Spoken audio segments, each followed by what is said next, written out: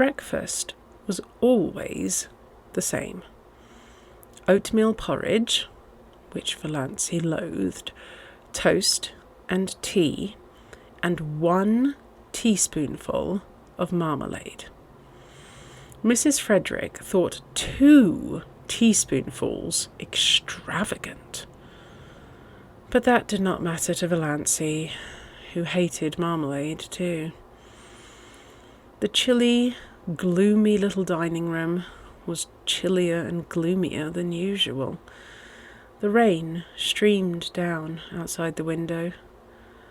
Departed Stirlings, in atrocious gilt frames wider than the pictures, glowered down from the walls. And yet Cousin Stickles wished Valancy many happy returns of the day. "Sit up straight, Doss," was all her mother said. Valancy sat up straight.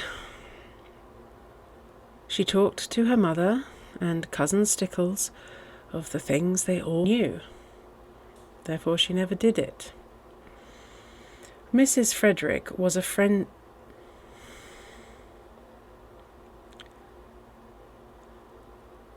Mrs. Frederick was offended with Providence for sending a rainy day when she wanted to go to a picnic. So she ate her breakfast in a sulky silence, for which Valancy was rather grateful.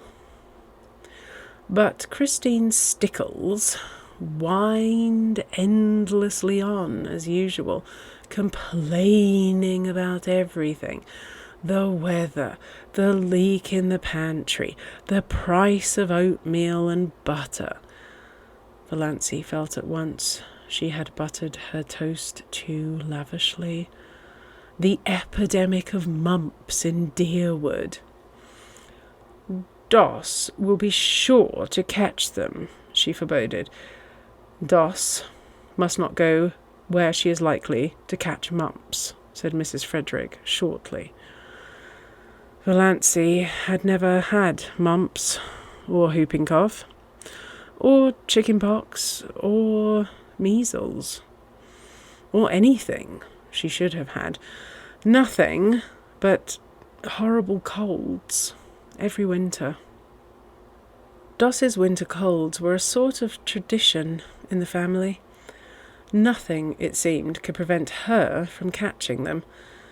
Mrs. Frederick and Cousin Stickles did their heroic best.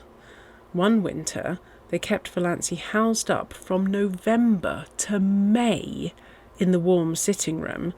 She was not even allowed to go to church. And Valancy took cold after cold and ended up with bronchitis in June. "None of my family were ever like that," said Mrs. Frederick, implying that it must be a Stirling tendency.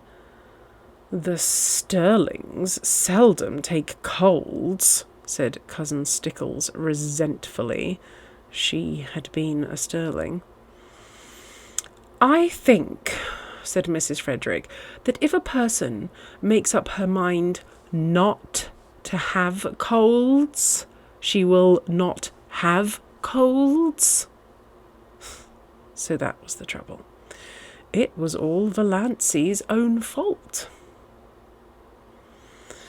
But on this particular morning, Valancy's unbearable grievance was that she was called Doss. She had endured it for 29 years. And all at once, she felt she could not endure it any longer. Her full name was Valancy Jane.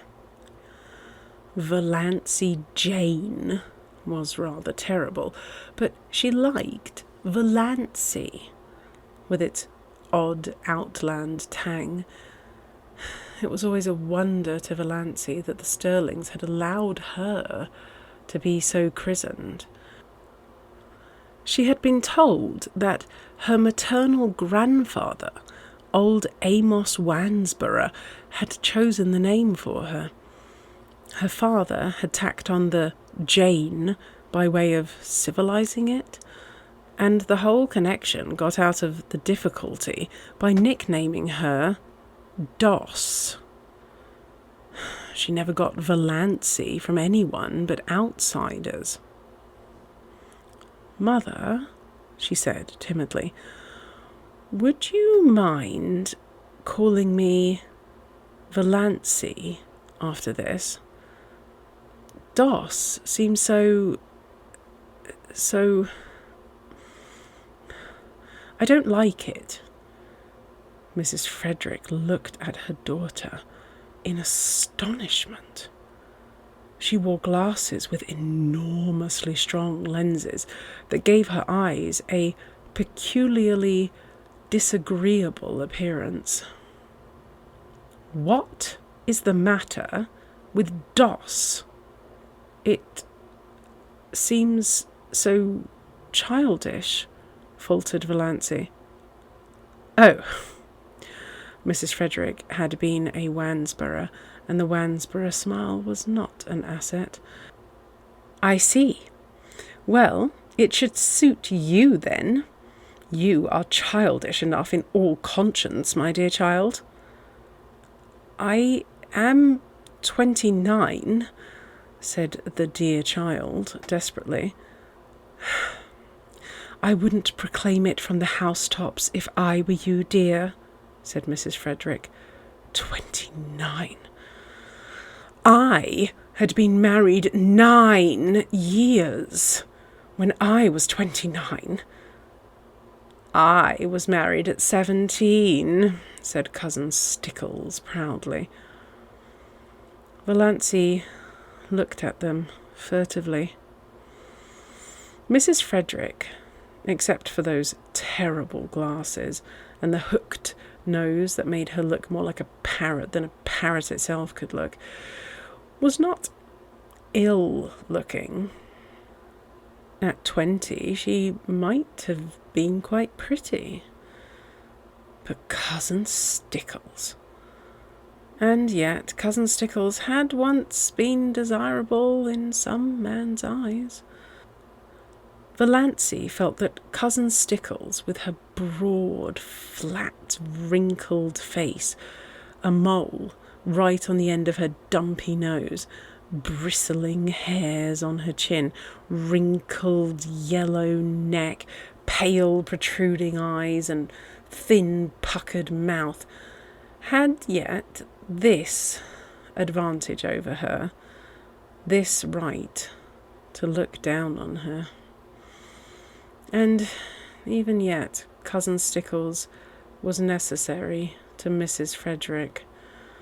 Valancy wondered pitifully what it would be like to be wanted by someone, needed by someone. No one in the whole world needed her, or would miss anything from life if she dropped suddenly out of it. She was a disappointment to her mother. No one loved her. She had never so much as had a girlfriend. "I haven't even a gift for friendship," she had once admitted to herself pitifully. "Doss, you haven't eaten your crusts," said Mrs. Frederick rebukingly. It rained all the forenoon without cessation. Valancy pieced a quilt. Valancy hated piecing quilts. And there was no need of it. The house was full of quilts. There were 3 big chests packed with quilts in the attic. Mrs. Frederick had begun storing away quilts when Valancy was 17, and she kept on storing them, though it did not seem likely that Valancy would ever need them. But Valancy must be at work, and fancy work materials were too expensive. Idleness was a cardinal sin in the Stirling household. When Valancy had been a child, she had been made to write down every night in a small, hated black notebook, all the minutes she had spent in idleness that day. On Sundays, her mother made her tot them up and pray over them. On this particular forenoon of this day of destiny, Valancy spent only 10 minutes in idleness. At least Mrs. Frederick and Cousin Stickles would have called it idleness. She went to her room to get a better thimble, and she opened Thistle Harvest guiltily at random. "The woods are so human," wrote John Foster, "that to know them one must live with them. An occasional saunter through them, keeping to the well-trodden paths, will never admit us to their intimacy. If we wish to be friends, we must seek them out and win them by frequent, reverent visits at all hours, by morning, by noon, and by night, and at all seasons, in spring, in summer, in autumn, in winter. Otherwise, we can never really know them, and any pretense we may make to the contrary will never impose on them. They have their own effective way of keeping aliens at a distance, and shutting their hearts to mere casual sightseers. It is of no use to seek the woods from any motive except sheer love of them. They will find us out at once, and hide all their sweet old-world secrets from us. But if they know we come to them because we love them, they will be very kind to us, and give us such treasures of beauty and delight as are not bought or sold in any marketplace. For the woods, when they give at all, give unstintedly, and hold nothing back from their true worshippers. We must go to them lovingly, humbly, patiently, watchfully, and we shall learn what poignant loveliness lurks in the wild places and silent intervals, lying under starshine and sunset, what cadences of unearthly music are harped on aged pine boughs or crooned in copses of fir, what delicate savours exhale from mosses and ferns in sunny corners or on damp brooklands, what dreams and myths and legends of an older time haunt them. Then the immortal heart of the woods will beat against ours, and its subtle life will steal into our veins and make us its own forever, so that no matter where we go, or how widely we wander, we shall yet be drawn back to the forest to find our most enduring kinship. "Doss," called her mother from the hall below, "what are you doing, all by yourself in that room?" Valancy dropped Thistle Harvest like a hot coal, and fled downstairs to her patches. But she felt the strange exhilaration of spirit that always came momentarily to her when she dipped into one of John Foster's books. Valancy did not know much about woods, except the haunted groves of oak and pine around her blue castle, but she had always secretly hankered after them, and a Foster book about woods was the next best thing to the woods themselves. At noon it stopped raining, but the sun did not come out until 3. Then Valancy timidly said she thought she would go uptown. "What do you want to go uptown for?" demanded her mother. "I want to get a book from the library." "You got a book from the library only last week."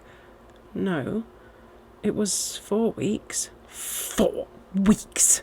Nonsense! Really? It was, Mother. You are mistaken.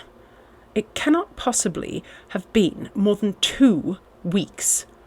I dislike contradiction, and I do not see what you want to get a book for anyhow. You waste too much time reading. Of what value is my time? Asked Valancy bitterly. Doss, don't speak in that tone to me. We need some tea, said Cousin Stickles. She might go and get that if she wants a walk, though this damp weather is bad for colds. They argued the matter for 10 minutes longer, and finally Mrs. Frederick agreed, rather grudgingly, that Valancy might go.